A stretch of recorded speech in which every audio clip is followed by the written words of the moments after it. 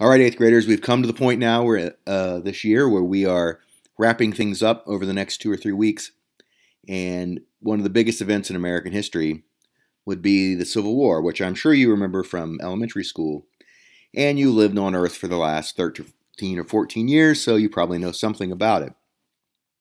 But the American Civil War lasts 4 years and is probably the most significant event in American history besides when we were born, the Revolution. This Civil War changes everything, right? All those problems we had at the time of the Constitution about slavery and how this union, this marriage would work, with all the differences between the North and the South, all the compromises that they've tried to kind of deal with slavery, it just wouldn't work anymore. So hopefully you've turned in your one thing from the 1850s that you think was the most important that led to this, whether it's Harper's Ferry with John Brown or Bleeding Kansas with John Brown or Harriet Beecher Stowe's Uncle Tom's Cabin or the Compromise of 1850, Kansas-Nebraska Act, Lincoln-Douglas debates in 1858, or the election of Abraham Lincoln for the presidency in 1860. But by the time we get to 1861, Lincoln is sworn in, and in fact, when he is sworn in, South Carolina decides they had enough, they were leaving, and then 10 other states would follow. So, you may know something about the Civil War, but I hope that you'll get a little bit better understanding of this war that reshaped America. Besides, of course, the Union and the Confederacy, it's probably better to say Union and Confederacy than to say the North and the South, because not every Southern state fought on the Confederacy. There are several Southern states that remained in the Union. So to say North and the South is a bit of a simplification. A lot of people do it, but if you want to sound smart at history parties, you would want to say the Union and the Confederacy. We'll talk more about those 5 states in a moment or two. And the leaders, you've heard of Abraham Lincoln. He would be the president of the Union. Jefferson Davis is considered the president of the Confederacy. So we'll call them the USA, the United States of America, and the CSA, the Confederate States of America. It's all how you look at this.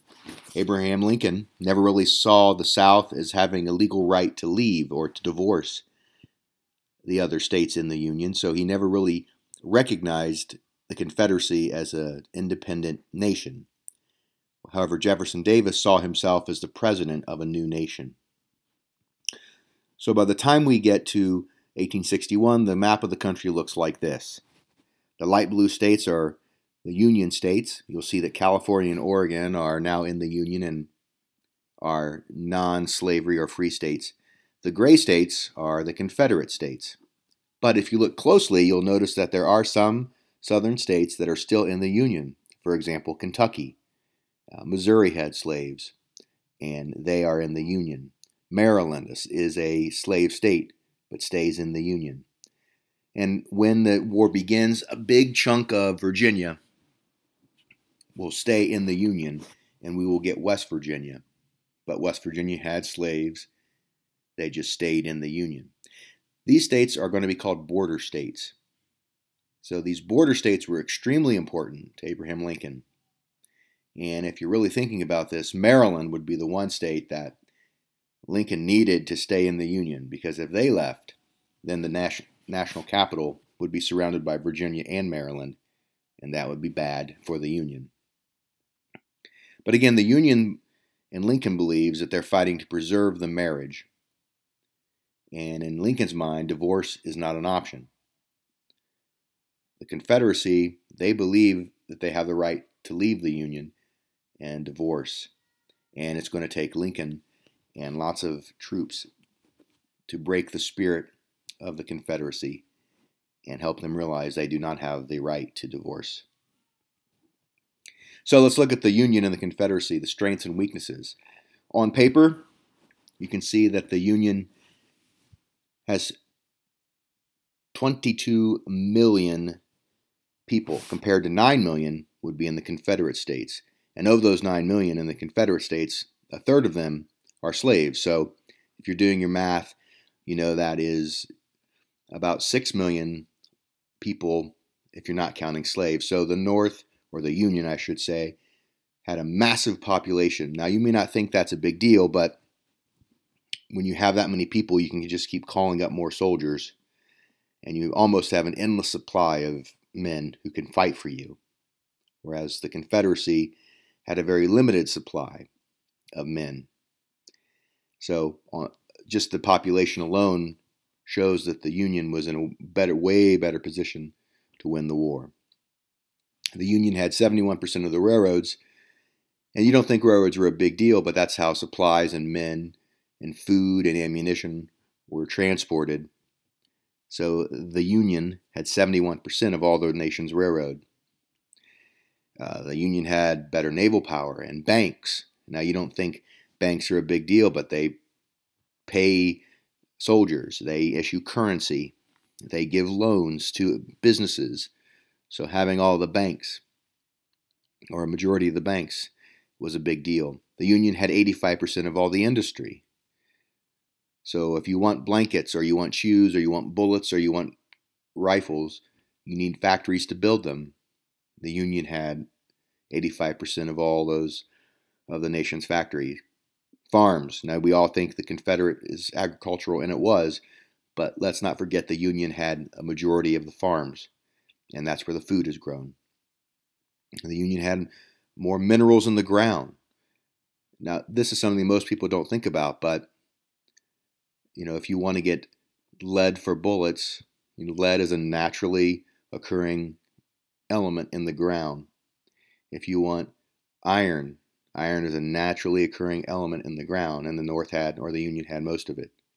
If you want to make steel, you take iron out of the ground and you combine it with carbon and other elements in the ground to make steel for guns or for wagons or whatever you might need. So having the minerals in the ground gave the Union a great advantage. And the Union also had Abraham Lincoln. Most historians think was the greatest president, most brilliant president we've had, and figured out a way to keep the Union together. A weakness the Union might have had would be at the very beginning, they didn't have the best military leaders, the generals, but over time, Lincoln will find great generals to help him win the war. Now, the Confederacy had a few things going for it. It did have the better generals like Robert E. Lee and others who were top in their class at West Point. They tended to be from the Confederate States, and when the war started, they fought for their home state. The Confederacy was fighting a defensive war, and they thought that if they could just hold out and fight long enough, that the Union would get tired of the bloodshed and just say, let them go, let them form their own country. They had numerous weaknesses, as we've already talked about, right? They had a weaker economy. They didn't have a transportation system. There were no real factories in the South. They depended on a lot of trade with European countries to get a lot of the things that the Union would have, whether we're talking about blankets or bullets or shoes or food, whatever. The Confederacy didn't have any of the factories that the Union would have to help with the war effort. So as we look at the war on paper, the Union had 24 states at the time. And as I mentioned, there were border states like Delaware, Maryland, West Virginia, Kentucky, and Missouri.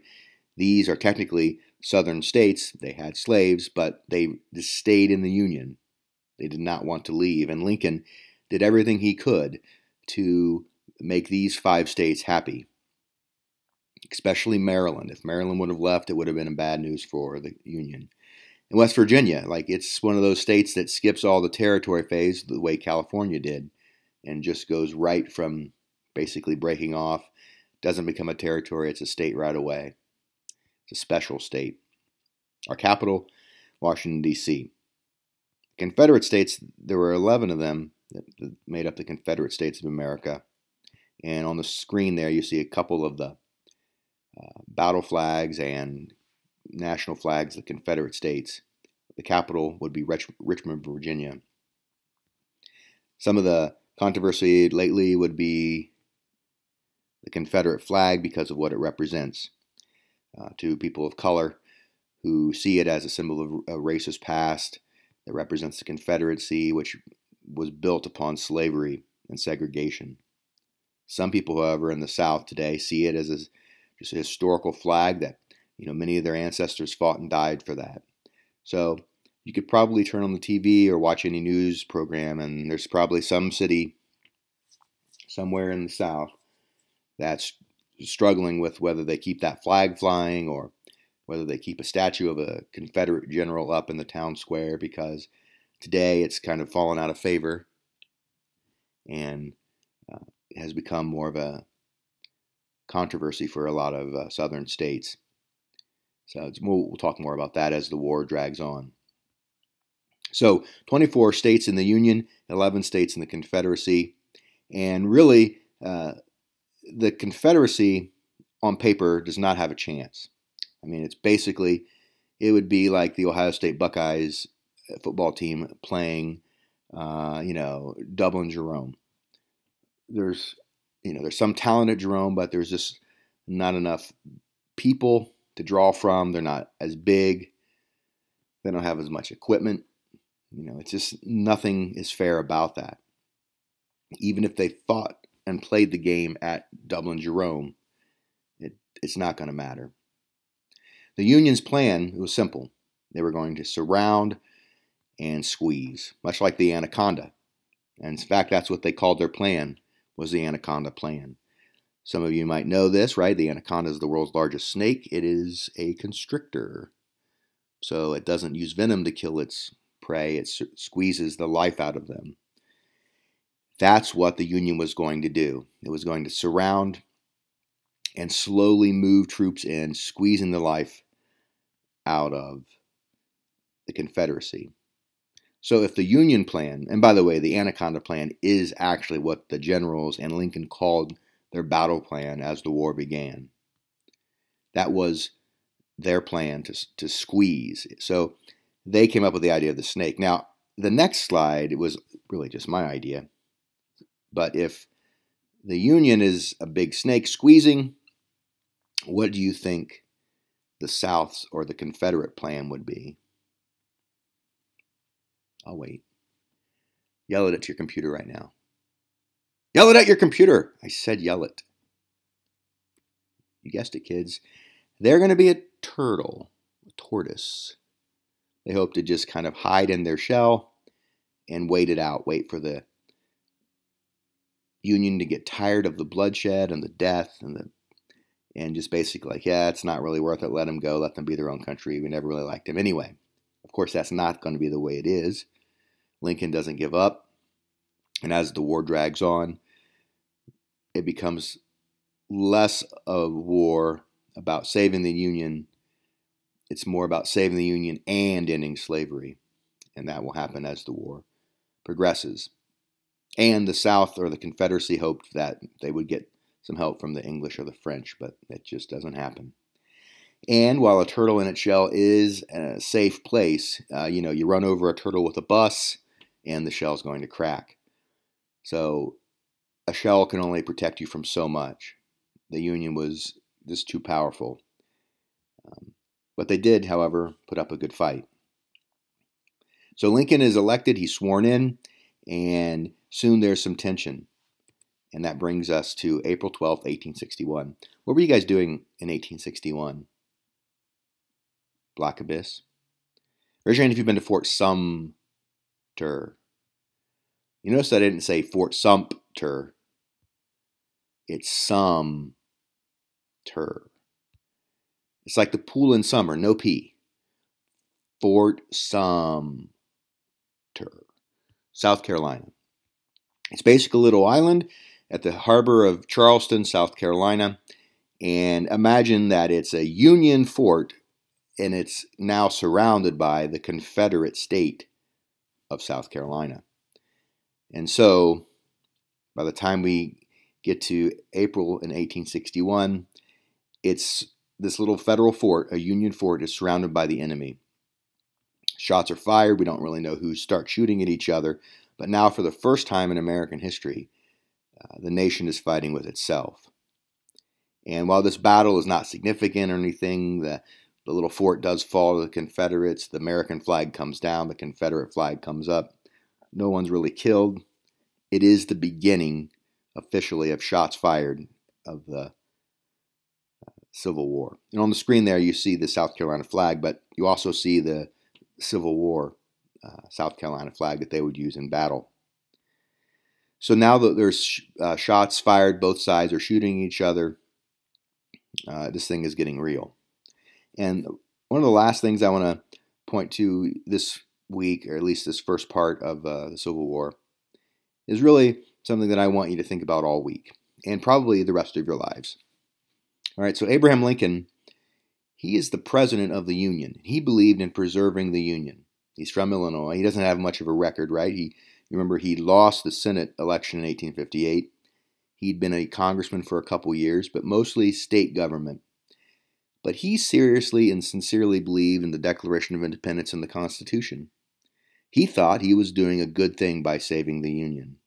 He believed that in the Constitution and in the Declaration of Independence, the Founding Fathers had set up a country that was fair, but it needed some work, dealing with slavery and the states' rights issues.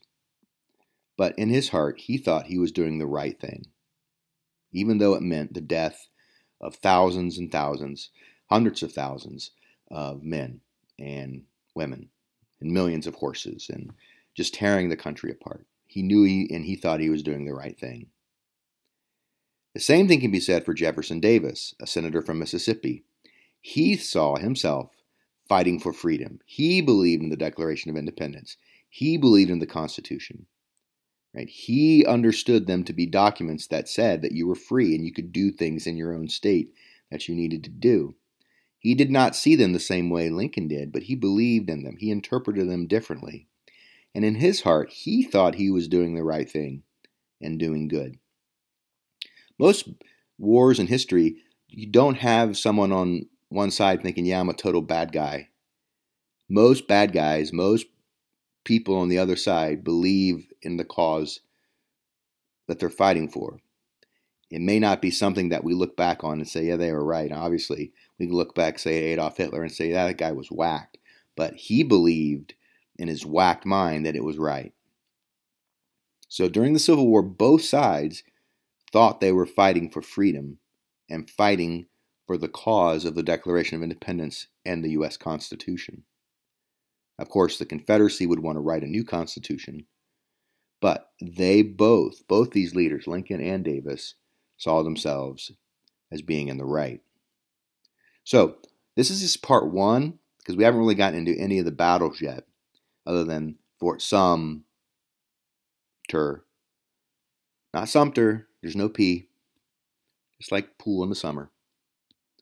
So this is just setting us up for the next phase of our notes, which will take us to some of the key battles and some of the key generals that will